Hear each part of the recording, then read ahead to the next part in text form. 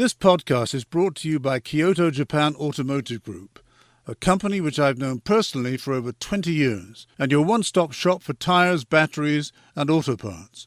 Visit their website at www.kyotojap.com for more details.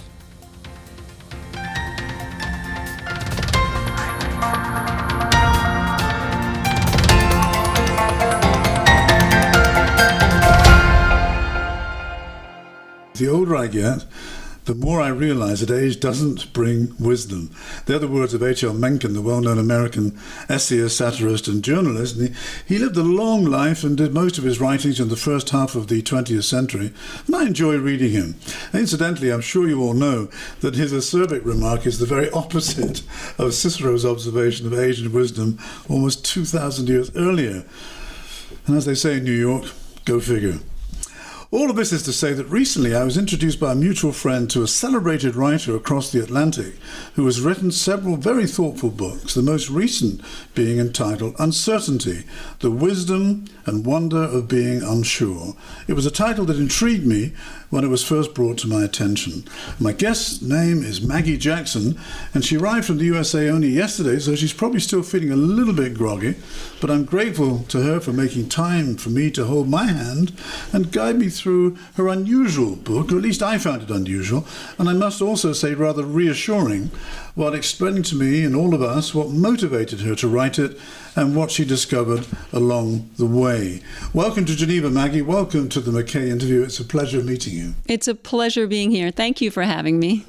Maggie, listen, my first question is a double one, and it's pretty obvious, really. Why are you here, and how do you define uncertainty? Thank you. Yes.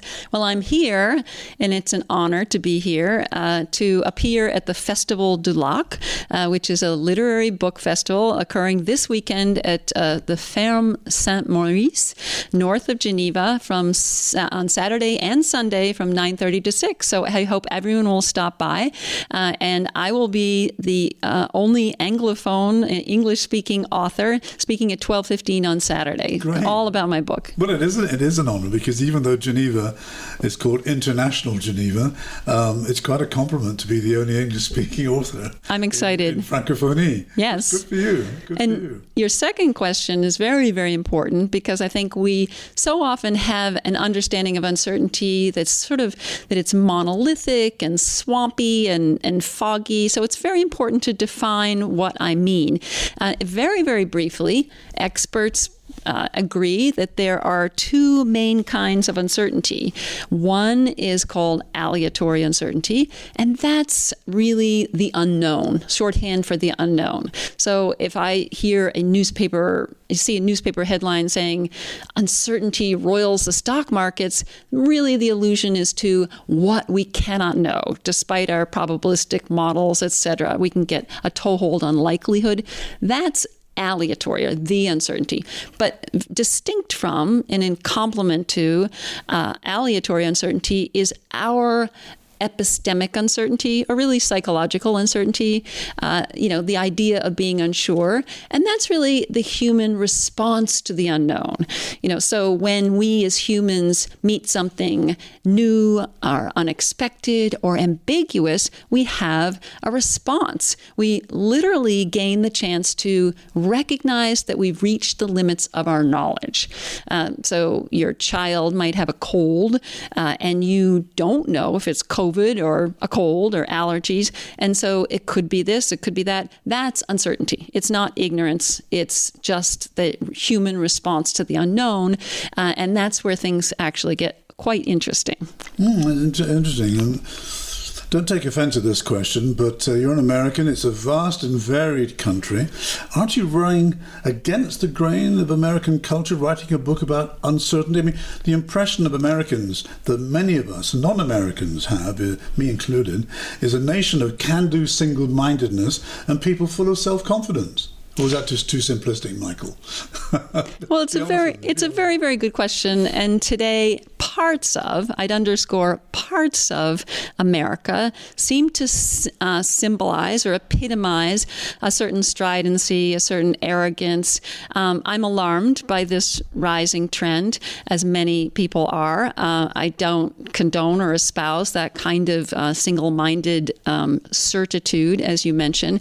At the same time, I think that what's occurring in America, is also occurring to varying degrees in many, many countries. We see a rise of autocracy. We see today people grappling with the dramatically steep costs of technology, which lends itself to a diet of steady, instant answers and feeling like we know more than we do. Studies actually show that when you're online, that's what occurs. So I think that this is a global problem. Certitude is something we need to, back away from. And so my book really is based on new scientific evidence showing that the uncertainty, which is maligned so often in contemporary society, is actually a form of wisdom and actually a path to human flourishing, to adaptability. It's exactly the mindset that we need to be utilizing today in a skillful way. Well, you've used the word wisdom, and that's my next question. We're going to go a little bit later in our conversation more deeply into the research you did, and I'm holding a copy of your book in my hand, which I haven't quite finished reading yet, but I will. But tell me, why is it wise? Because you've used that word particularly. Why wisdom to be unsure? Well, I mean, uncertainty gives us many, many benefits. It's a state of mind that is highly related, in fact, fuels curiosity, resilience. I mentioned adaptability, creativity. These are precisely the cognitive skills that we need today in an age of volatility. In other words, when the uncertainty is rising, when the unpredictability out there, when there's so many complex problems, that's when we need to understand how to be unsure. So wisdom is sort of a blanket term for all of the gifts of uncertainty. And we're lucky today that we now can actually begin to understand what it does to the brain, what your brain is on uncertainty, what kind of gifts that you gain when you're uncertain, whether it's through a creative daydream or learning to deliberate even briefly in an emergency. So I think that uncertainty offers many types of wisdom. One of the most important findings from the new science of uncertainty is related to the response that we get from uncertainty or from meeting that new unexpected event. And so I'll just talk just for a minute about that because this is very, very important. Kind of a pillar of uncertainty is the fact that it's a form of good stress. So just take it back to when I talked about meeting something new, your child's cold or a traffic jam that, you're not sure what to do. You very often are uneasy. Well, that unease is the stress response. When you meet something new, your body and brain kind of spring into action in remarkable ways. And so literally your heart might beat in that traffic jam or your palms might sweat. But at the same time, scientists are now discovering remarkable neural changes that are very positive. So, for instance, when you're uncertain, you are more likely to have better working memory. Your attention sharpens and broadens. Scientists call this curious eyes. And your brain becomes more open to new data. So studies have shown that, for instance, doctors in sticky clinical situations, this is not routine, but difficult situations, who are unsure are actually have that sharpened attention. That's what they report. And so, this is a very important moment. It's really a crossroads, an epic kind of chance. When you can recognize you're uncertain, when you can see this as a kind of signal that you are now, rising to the occasion rather than being uncomfortable and retreating from that, that's the moment when when your body and brain are telling you it's time to move away from routine and get into updating your understanding of the world. Very important. Let me ask you a question, Maggie. If it's so important, how is it that it's not been studied so much, or is it just hasn't come to our attention? I mean, when I look at your book, roughly speaking, a third of that book, 300 pages, a third of it, are notes and acknowledgements. So clearly you've done a lot of research before you produce a book like that. And that must take a lot of time. But what I'm curious about is why it seems to have been avoided for so long. Yes, it's a very good question. And in fact, I didn't start out to write a book about uncertainty. I was actually writing a book that was a companion to my previous book, Distracted, that was about the erosion of attention in our society. And I started a new book on thinking because I thought that was the companion. What kinds of thinking do we need in this hurried, fragmented age? And the first chapter was about uncertainty. And I realized that there was indeed this explosion of new research about this cognitive mindset. And so therefore my book became about uncertainty. And I'm so glad it did. There's so much to say. But I think that it wasn't studied simply because, we talked at the beginning a little bit about certainty. Well, the certainty that we might see today, the dogmatism and polarization around the world that we see today, has a long historic roots in an efficiency culture, in industrialization, in the speed and hurry that first came in the industrial age. So these are the roots of a very goal-oriented idea of what intelligence is. So that sort of had a ripple effect in the study of uncertainty, through philosophy, in psychology, in very many different disciplines, medicine, business.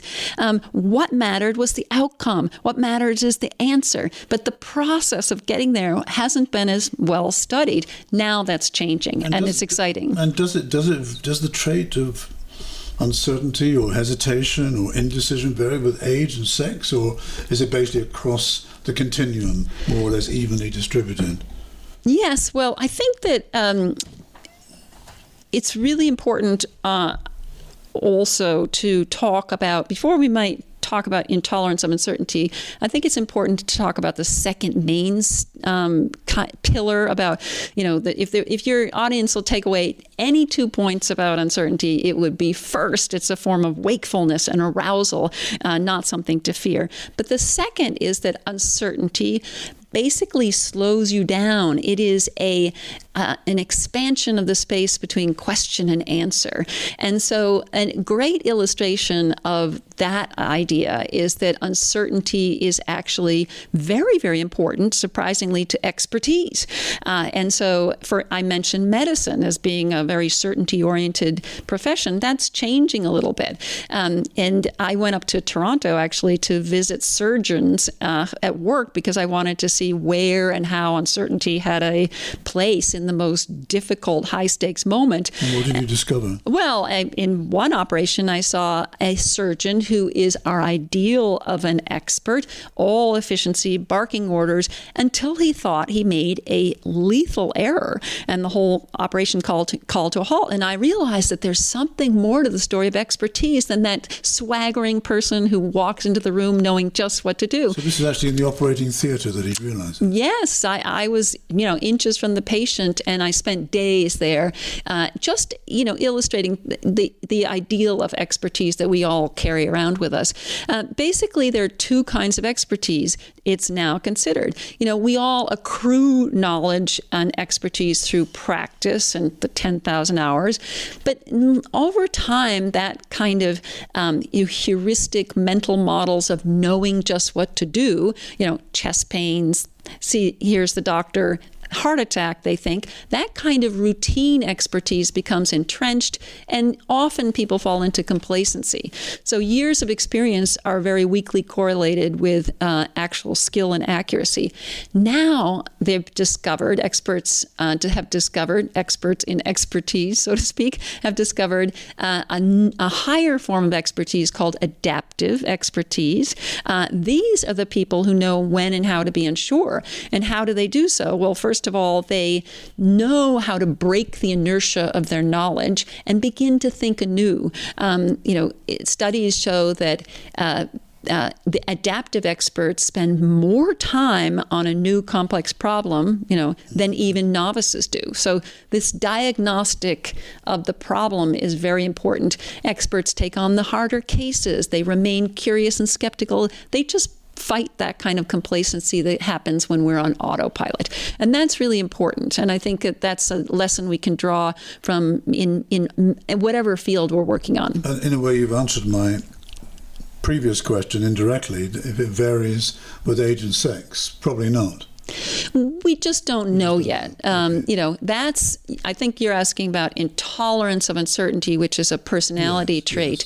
Yes. So along with uncertainty in the moment being a form of arousal, along with uncertainty being a chance to investigate and think deeply, or even just to daydream deeply, also we can talk about individual differences in uncertainty. There is now a highly studied trait called tolerance of uncertainty. It's a personality trait. Is it actually a personality trait? Yes, it's just as one might be more or less shy or extroverted, people actually can be more or less intolerant or tolerant of uncertainty. People who are intolerant of uncertainty tend to dislike surprises. They're more rigid thinkers. They basically see uncertainty as a threat. They also jump to conclusions more. People who are more tolerant, are skeptical, curious thinkers who are more flexible, and they like new things.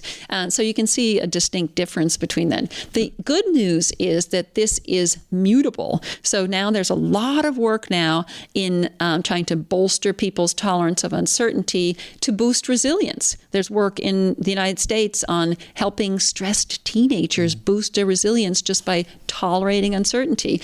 There's also work, actual successful treatments for anxiety, simply laser-focused target on your tolerance of uncertainty. It's really a very important and revolutionary aspect of psychology. Just to take that a step further, does it vary with it being this tolerance of uncertainty? Does it vary with culture? I mean, for example, in your experience and what you've read, is there a difference between the way Anglo-Saxon, North Americans, Latin Americans, Mediterraneans, Nordics, Sub-Saharan Africans, Eurasians, yes, there Far Eastern, I don't know. There are I'll differences. probably get slated for categorizing people, but you know what I mean. Yeah, no, we can't categorize and we can't generalize, and there are more likely to be variations.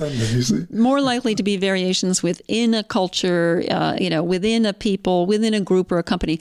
But there is a lot of study. Tolerance of uncertainty is not just individual, but it also can be cultural. So you can have a company or even a team that's highly intolerant of uncertainty, and that affects how they decide, how they learn, how they argue. And in different cultures, there's work related by a classic, cultural studies researcher called Hofstede. He studied tolerance of uncertainty, and he calls it tolerance of ambiguity, but it's literally the similar thing amid different cultures. So you can have a certain part of the world where people tend to be more rule-bound and hide-bound and more rigid. This is really important because in the business world, if you're working for a multinational or you're a leader of a diverse group of people, it's very important to sort of calibrate your, say, messaging, to how tolerant people are of uncertainty. So in the United States, where tolerance of uncertainty is actually historically high, even though there might be elements now that are the opposite way, but in a culture that's really tolerant of uncertainty, the boss might be able to say, hey, we're all doing training to stretch ourselves, and so you can apply for new jobs. If you give that message in an intolerant culture, you actually might be really, and studies show that job satisfaction will go down because people in that kind of culture want simply to hear that this is training that we're all doing. It's important. It's mandatory, and your job is still stable and safe. I can understand that, and also, the fact that we're having this interview in Geneva, which is I think, at least in the city of Geneva, as opposed to the canton, more than 50% of the population doesn't come from here. Right. Coming from somewhere else. That's very important. Look, tell me your story. I mean, because you mentioned this to me when we chatted on the telephone. Tell me your Ukrainian story with regard to the current war with Russia and how your writings chime with one particular person's reaction there in the Ukraine. Yes. Well, I feel very fortunate to have received a global reception to this book. I hear from people all over the world, and one day I got a message from a person who turns out to be the head of, or I think the deputy head of digital transformation for Ukraine. He basically works, a leader in the government's digital efforts, and there's been incredible work there to move online, for instance, all adoption services or all aid services. It's really incredible what's been done during wartime. So Kostya Koshalenkov reached out to me because, of course, in Ukraine, they're dealing with trying to keep a country moving and businesses moving amidst extreme uncertainty. And he made a really important point vis-a-vis tolerance of uncertainty. Really, he talked about, the fact that not everyone on his team is so tolerant of uncertainty. Not everyone is in what he calls an adventurer. He talked about one person on his team who's really likes predictability. Well, he has to work with her, challenge her to be more tolerant, but also work for it. So there's a sort of diversity here that leaders should be aware of, and should be calibrating their work and their efforts and their messaging and their mentoring to different forms of tolerance of uncertainty. That said, he and many leaders should try to help people bolster their tolerance of uncertainty, and this can be done in very simple ways. Studies show that simple exercises, basically kind of an exposure therapy. If you're afraid of a spider, you sit next to a plastic spider. Well, how you can bolster your tolerance of uncertainty is simply by biting off a little more of the unknown. Try a new dish at a restaurant. Try a new restaurant. Delegate more at work is an actual exercise. And teenagers in Ohio are learning to bolster their resilience through one exercise, which is answer their cell phones without caller ID. And they sometimes are terrified. Yes, I am. It's an actual exercise. And one young person said to me, that would be terrifying for my generation. So we all need to stick our toes in the water of the unknown more, not less, in an age that seems to be very anxious. Because you're leading on into, as we're sort of moving towards the end of our conversation, but I've got two more questions to ask you. But before I do that, let me tell our listeners that my guest today is Maggie Jackson, award-winning author from the United States of America. We're in Geneva, talking about her most recent book, Uncertain: The Wisdom and Wonder of Being Unsure. Maggie, modern technology seems unrelenting. You've already touched on it with these young people, especially for young people and children, and I've got 4 grandchildren. TikTok, Instagram, AI, ChatGPT, easy access to seemingly unlimited resources of information in our handheld devices, I mean iPhones. All these are pressing down, as you just explained about these youngsters in Ohio, on young people, most of whom are poorly equipped emotionally because of their youth to deal with it. Is it any wonder that worries about mental health, I put that in inverted commas, seems to be the catchphrase these days? What does your work tell you about these modern? What should we teach our children and grandchildren? This is aimed at me, right? You could help me. Teach our children and grandchildren about taking time to pause. It's a word that you use in your book, and spend being cautious. Tell me more about that. Yes, I think that, I'm a great fan of all things technological. I do a tremendous amount of research online.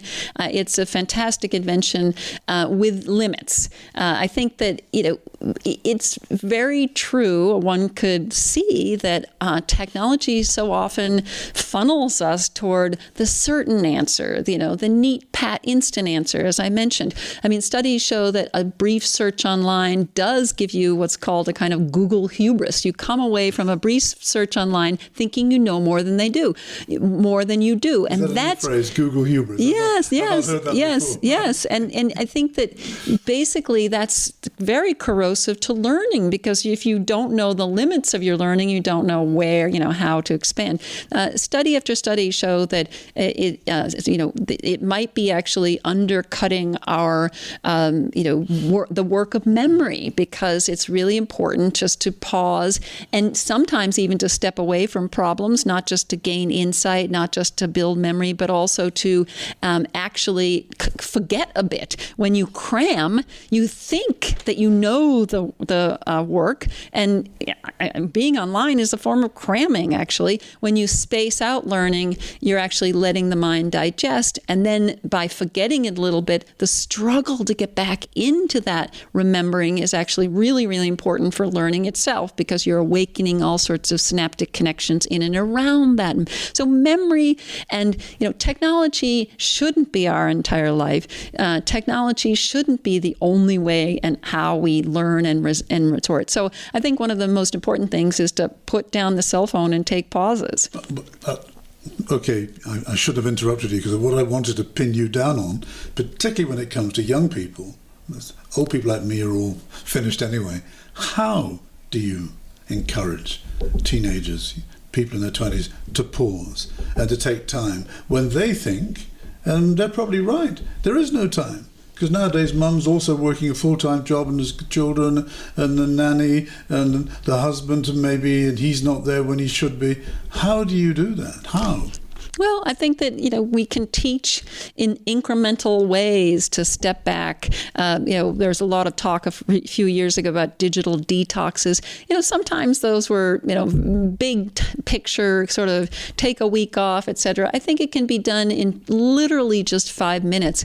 Again, studies show that if you put down your phone, if you do nothing, if you don't even think very hard, just let your mind drift for 5 minutes, you'll have 20% better memory for something you just learned. These are the sort of things that we, as an older generation, can educate ourselves through understanding the research and then teach the next generation. I would add that I'm really heartened because the younger generations are concerned. They might not know how to be skillfully uncertain, but they are very, very concerned. They are really worried about the anxiety. They really do want to step back from technology or use it more wisely. That's another important point. It's not that we have to throw away our devices, but we really have to use them more widely. One way we can do is to set boundaries. We live in a very boundaryless world. That gives us freedom. Home and work can mix. Gender roles are all, there's no border between them anymore, or it's constant negotiation. But at the same time, we can also set some boundaries. Years ago, I set a boundary between 6 and 8. No technology, not only at the table, but no technology during that golden hour when we could predominantly prioritize conversation. PM then, obviously not AM. Yes, exactly. Dinner hour when my kids were little. So I think that, It's a good rule. It's a good rule to have. I didn't mean to be flippant. No, step by step, little by little. Don't worry about climbing the mountain of fixing these problems. But I think uncertainty is an incredibly important new lens with which we can think of human flourishing. So take a moment to be unsure. Don't be afraid if you feel doubt. Have a daydream. It's actually proven to be incredibly important for human strength, for mental well-being, to daydream and creativity itself. So have some fallow time, this pausing, and actually try to, for instance, one tiny tip to help with polarization is just to imagine the view, see the world through another's eyes, particularly particularly if they're from the so-called out-group, someone you loathe or can't understand, even your teenage daughter, try to see the world through their eyes. That has incredibly powerful ripple effects motivates people to work together, to see them anew, and basically to create a space for mutual learning, which is uncertainty. Last question, which is not directly linked to uncertainty, but I think has a tangential link and certainly links to the question we've just been discussing.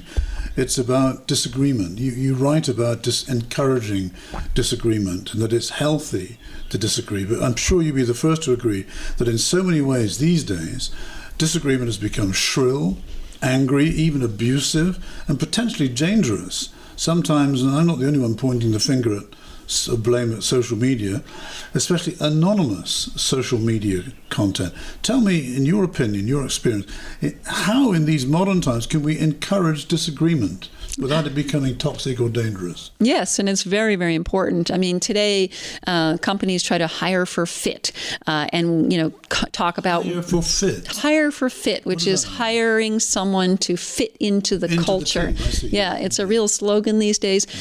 Companies try to say we are family in order to paper over tensions related to diversity.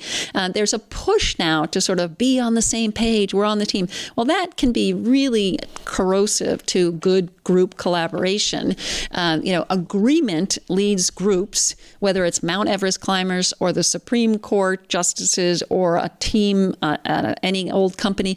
Agreement leads groups to be inaccurate, less creative, and have more shallow discussions. Whereas disagreement leads to the opposite effects, much, much better performance gains. And by the way, groups that are in agreement, even diverse groups, actually think they're doing better than they do. They actually think they're doing really well, even as their performance declines. An opinion, or do you know that based on fact? This is all studies. Everything I mentioned today is based on many, many studies, not an opinion whatsoever.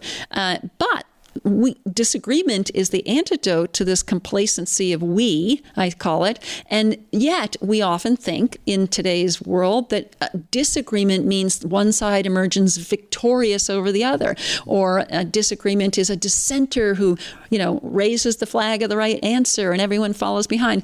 Actually, new studies show, based on many, many different types of groups, that really what you want is disagreement that propels a group to be deeper thinkers, to be creative. How do they do that? By basically jolting the group into uncertainty. So really, how do we know this? Because dissenting or disagreeing voices that are wrong still have performance gains. It's actually the uncertainty that's unlocked. So the group becomes more skeptical, more willing to listen to others. If you have that kind of humility of unsureness, and in the space team that put the rovers on Mars, the NASA exploration team, considered one of the most innovative in space history, their whole, raison d'etre and modus operandi was to disagree, respectfully, productively, constantly. 20% of their conversations among this huge team involved disagreement, and 100% of those conflicts, micro conflicts, involved expressions of uncertainty. And the most last important point is that uncertainty actually allows people to understand what they don't know. So even using the word maybe in our daily life and in our workplaces or as a leader is not actually weakness. It actually signals that you're receptive to others, and it signals that there's something more to know. So using the word maybe is a wonderful way to kind of actually disagree in a gentle way. I agree with you, but I didn't intend to have the last word on this, but we sort of reached to the end of our time, but it does put tremendous pressure on leaders to be human, because you use the word leadership and humility in the same sentence, and that is not easy at all. That's in a way Jesus Christ's way of leadership. It's that kind of leadership. There are different kinds of leadership, obviously. But many people, what you said is relatively easy to say. I don't mean this disrespectfully, but it's not easy to do in practice if you're leading groups of people. Well, if we want to move forward as a human culture, we need to push back on the kind of trends of arrogance, certainty, closed-mindedness that we're seeing today. We need to all have accountability for doing so. And I would argue when I talk to people, doctors or psychologists or business leaders who have learned how to be productively unsureness, the word that they use again and again is it's liberating. They aren't facing the world with the performative pressure. They're not facing the world with fear and secret anxiety. They begin to face the world with curiosity and wonder and adaptability. And that's something we all can reach for. I argue that it's actually an investment in the better answer when you're uncertain, not the first reactive answer. So it's actually a little bit of effort for a great deal of gain to be unsure. No, I agree with you. Maggie, I wish you good luck with the book festival and your readings. Thanks for explaining so patiently to me. I really found that invaluable. And thanks for writing such an interesting book. I promise you I will finish it, and I'll let you know when I get to the end. Enjoy the remainder of your stay in Switzerland. You told me that you're going to stay here for a week or so. That's great. And my guest today has been the award-winning American author and journalist Maggie Jackson, who is visiting Geneva. Thanks again, Maggie. Thank you. My pleasure.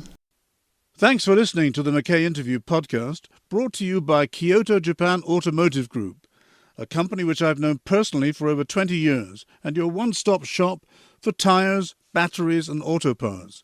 Visit their website at www.kyotojap.com for more details.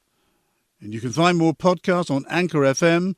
Just Google McKay Interview Anchor FM. Thanks again for listening.